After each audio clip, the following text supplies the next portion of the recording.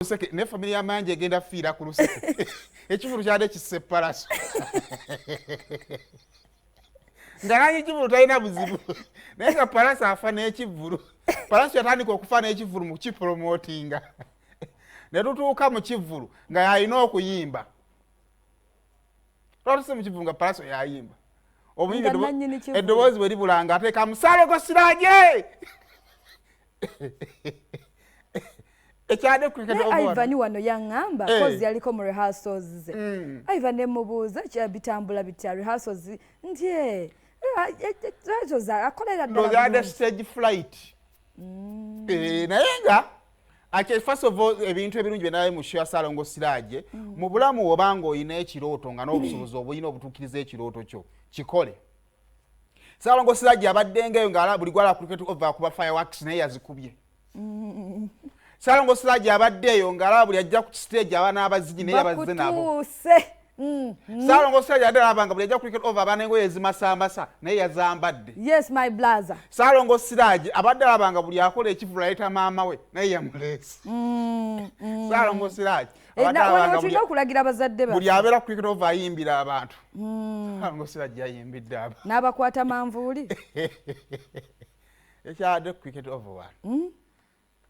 Abantu bali bayitirivu. Abantu ba Ssaalongo Siraje bazze. Oluvannyuma lw'okulanga bw'atyo ennyo bw'atyo. Toseka. Gw'oli mu kuseka kati nange ndaba ggwe ng'oseka nange ne ngoberera. Awo nnyonyogedde. Nange kasirya nnyonyogedde. So olwe ku kivulu kya Ssaalongo Siraje.